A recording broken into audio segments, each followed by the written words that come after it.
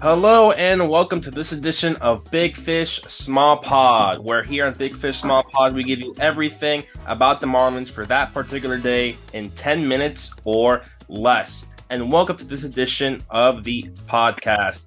And welcome also the first time guest on Big Fish Small Pod.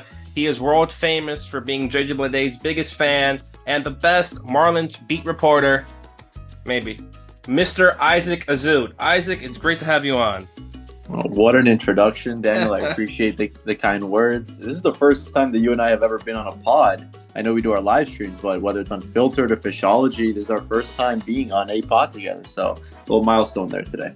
Yeah, for sure. And speaking of milestones, we'll go ahead and talk about the best pitcher in the Marlins organization, or I should say in their farm system, Mr. Eury Pérez, who is having himself a heck of a week, including just a couple days ago, going 6 innings, 2 hits, 1 run, 9 Ks. And the most impressive thing was in the ending of that outing, him going 100 miles per hour in the final at-bat of that game. What have you seen from Eury, and is this someone that we could see relatively soon, maybe before the All-Star break? When you say best pitcher in the organization, it's, maybe not too far off. But to answer your question, I think we do see, it was obviously reported in the Miami Herald today, that they are comfortable with the fact of promoting him to at least AAA within the next week or two. And then I think beyond that, late May, early June, I would say before June 15th, I would expect him to be in Lone Depot Park making his first career start. Obviously, we'll get to the specifics later about which game it might be, which series. So whatever fans would like to go out and watch it live can do so. But he's been fantastic. He had that little bit one crusty start in his second start of the season, but since then, he has been absolutely dominant. Like you said, holding velocity deep into games.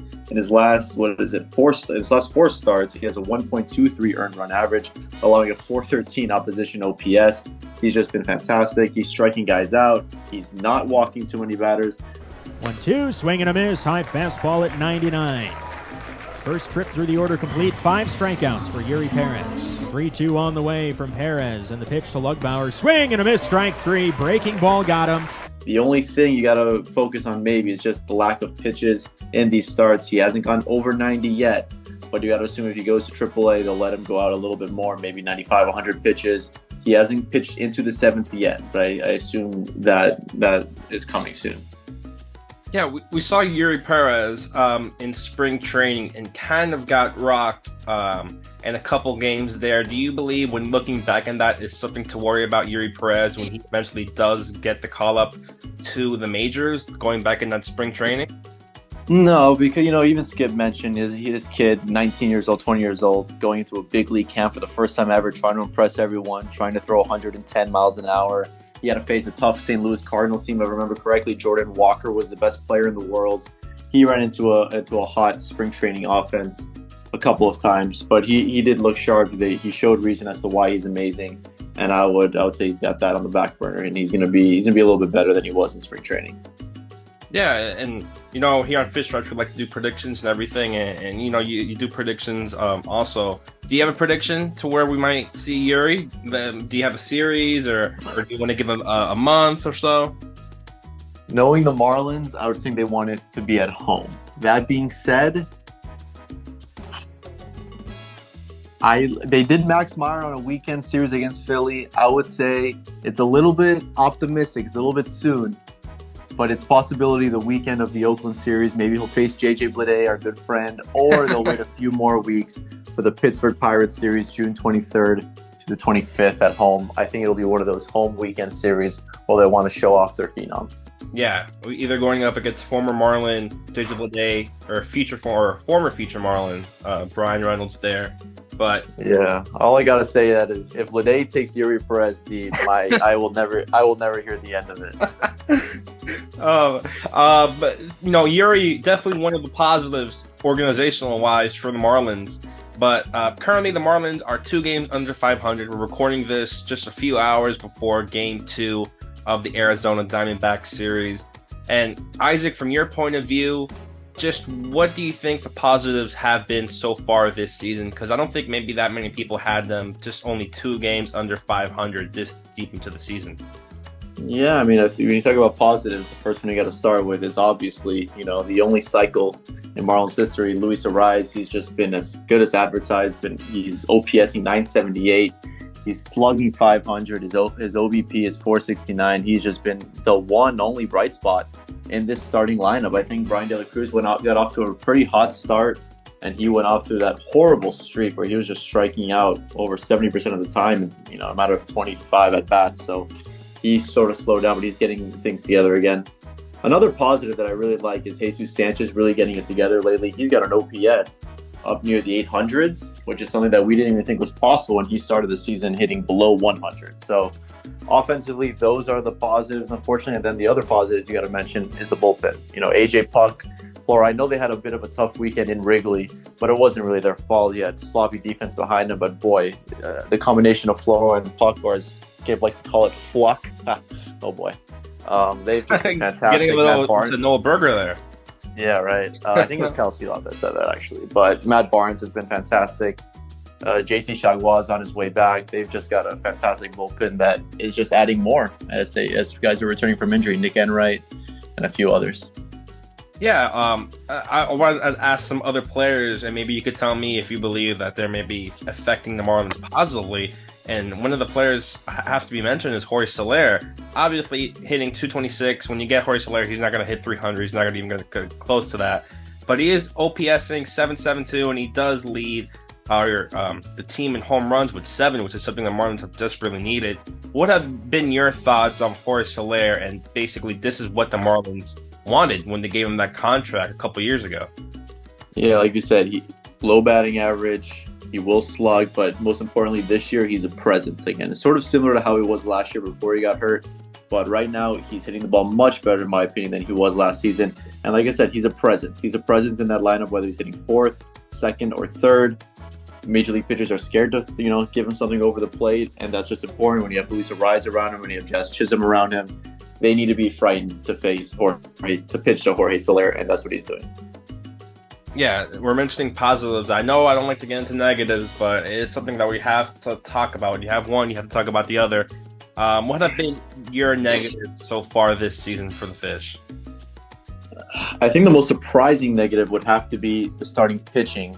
Just not exactly getting deep into games and having to overuse that great bullpen that we mentioned earlier. You have injuries in Trevor Rogers and Johnny Cueto. They're out indefinitely. We don't know when they would get back. Johnny Cueto suffered an ankle injury in his AAA rehab start, so that looks like a bit of a step back. And Luzardo's just sort of been inconsistent. And you got Sandy, who's also been sort of inconsistent, but he looked to have righted the ship again in Wrigley, that amazing start he had. Edward Cabrera, when he's not walking a million guys per 9, he looks like he can be something, but there really hasn't been that surefire, ace in the hole this season so far for Miami. So I think one of the main surprising negatives has been the rotation. Then offensively, you just look at, Gene Segura and Avi Garcia, even Jazz Chisholm Jr. They've all gone off to slow starts, but you trust the track record of Gene Segura particularly, and you assume he'll be fine over time. But at the same time, it's already May. What's the date? May 10th. May 9th. May 9th. Yeah, it's already May 9th. So, I think you're given until the end of May, and if if things still aren't going well, you gotta look yourself in the mirror when it comes to third base. Yeah, especially pitching just has not gone well for Sandy and those guys, but they should to bring it up. But I want to bring up another position, and using your vernacular, Isaac, not delish, this position, which is the catcher position for the Marlins. Right. Just both guys have not got into just any like getting hot. You had Nick Fortes, who's the best hitting catcher between the two, but he's only hitting. His OPS is 526, and you get to Jacob Stallings, 336 OPS. He's averaging his batting average is 115. This is not good. This is not even average. This is way below average, just for both guys, especially Nick Fortes, who we thought could take up more of the hitting role, but has just not gotten to that start we all hoped for. Just Isaac, how do we fix this catching position? And is there really anyone that the Marlins can look at? It's funny because the last two major league seasons of Nick Fortes, he got into like this power stroke that I just didn't understand where it was coming from, because in the minor leagues he was not hitting home runs whatsoever, and all of a sudden in 2021 he's hitting home runs. In 2022 he's hitting home runs. This year, he was off to a dreadful start, the worst I've ever seen him hit professionally. But then in the last 7 games, he is getting it together a little bit, hitting 292, but that slugging is all the way below 300. So that sort of looks like the player that he is. I think it should be a little bit better of a slugging percentage for Fortes. He is a strong dude. But since that home run on the second game of the season, Miami has not gotten a home run from their catcher. Since the second game of the season, they have not gotten a home run, which is absolutely bonkers. You assume Fortes will be the main guy going forward, but I think there's no fixing this. They have no other in-house replacements for these two players at the moment. Who knows if Stallings will last the whole year? I assume he will, just for Sandy's sake. But it's a really tough situation behind the dish for Miami. No matter how good Stallings is at catching Sandy, play calling, no matter what, he's got a negative .4 WAR already. He's hitting 115. Oh. He's got 6 hits in 52 ABs. 6 hits. I don't think I've ever seen a batting average that low so late in the season. 115. My goodness. Would you trade for just any type of catcher, signing someone? Heck, maybe even Sandy Leon might even be better than what we're seeing now in terms of hitting than some of these guys. Just is there anything that you would do? Let's say you're Kim Ng. Well, what would you do to at least help out the catcher position? I mean, if you consider trading for someone mid-year, which is very rare, you don't usually trade for a catcher. You usually like them to go through spring training with the rotation and catch all the guys before they go to the regular season. But if you were to trade for someone, you want to get someone that has history catching some of these guys, and Leon is one of those guys. But no, I don't think she plans on doing that. Maybe they can give McIntosh a shot, but you don't really want to trust him too much behind the dish. Maybe just see what he can do with the bat and then go from there. But they just really have no other options. I think they got to play out this year with those two guys, and Fortes and Stallings, maybe a little bit of McIntosh sprinkled in there. And in the offseason, they really got to figure something out. Yeah, before I let you go, the last point of discussion, I want to go ahead and talk about Sandy and just the way he started off this season with a 4.53 ERA, 1.21 WHIP. Has not really been the Cy Young player that we have all hoped for coming out of last season, but he did have a great start against the Cubs. And you could maybe put it on Skip for letting Sandy go out there for that 9th inning, or maybe they just figured him out. Just what have you seen from Sandy so far this season in terms of really just him going out there, and just the third time going around the order, it looks like he might have a lot of trouble there. And would you start maybe Fortes with Stallings? Would you think that would help Sandy in any way? No, I don't think the changing of the catchers would make too big of a difference. It's funny because when I look at Sandy, the stuff is there, the velocity is there. If anything, it sort of looks a little bit better than it was last year. I think maybe some of the new rules have affected. I asked Skip that after one of his starts at home this year, and he said maybe about the banning of the shift, and I think Sandy is a big victim to that. He's used to having 3 guys on the right side of the infield against left-handed batters, and ground balls are going up the middle against him, ground balls are going through the right side against him, and that's something that didn't happen in 2022. So I think that is something the Marlins secretly know, and they're just trying to, do the best they can. But I think that is the main issue with Sandy, because he's not a strikeout pitcher. He gets a lot of balls on the ground, and it's no shock that his ground ball rate is a little bit down. His double play rate is a little bit down. So I think he's a smart individual, a fantastic pitcher, and I have no doubt that he'll go back to some form of what he was last year. Yeah. So with that, Isaac, I want to thank you for coming on. I know you have a busy day, one of the busiest reporters here in Fish Stripes, but I want to thank you again for coming on, and you have an open invite. Thank you very much, Daniel. This was delish. We can do this anytime.